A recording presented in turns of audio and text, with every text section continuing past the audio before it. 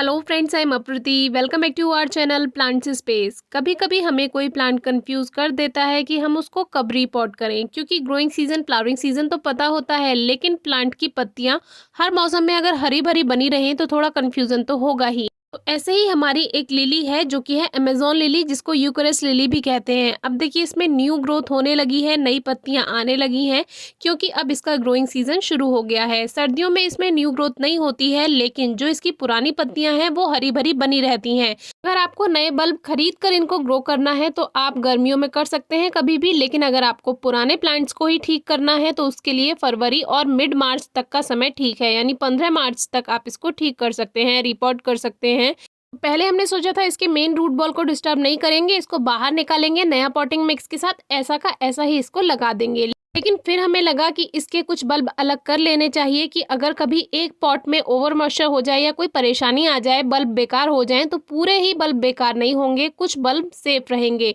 ऐसे ही आप हमेशा कीजिए, जब भी कोई प्लांट आप लेकर आते हैं उसका दूसरा पौधा ज़रूर बनाकर रखें। कटिंग वाले से ग्रो कर सकते हो तो कटिंग से, एयर लेयरिंग से, या बल्ब वाले प्लांट्स ऐसे करें कि कुछ बल्ब दूसरे पॉट में लगाएं और कुछ बल्ब दूसरे पॉट में लगाएं।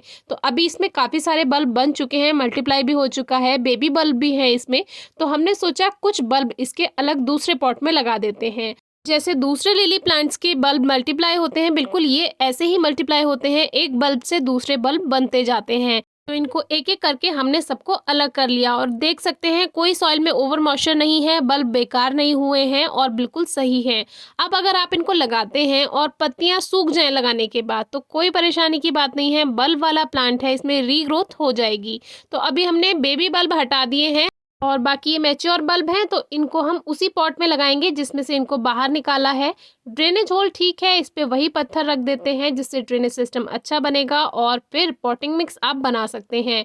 हम इस बार कुछ इस तरह से कर रहे हैं कि लेयर्स बना रहे हैं, तो वही हमने काम किया। तो पहले हमने मिट्टी की एक लेयर बना दी, फिर खाद की एक लेयर बना दी, फिर बीच में लगा कि इसको मिक्स कर देते हैं, तो मिक्स कर दिया। और आप चाहें तो स्टार्टिंग से ही पॉटिंग मिक्स बना के, यानी मिट्टी और खाद का मिक्सचर बना के आप इसको ग्रो कर सकते हैं, जैसे हमने आपको पहले भी बताया है। ये मिक्सचर हमने बीच में बना करके डाल दिया है। ओवरऑल जो आपको याद रखना है वो यही कि खाद इतना ज़रूर हो कि जो हम पौधा लगा रहे हैं उसको वो न्यूट्रिएंट्स दे पाए उतने टाइम के लिए। बाद में तो आप ऊपर से खाद देते ही रहते हैं।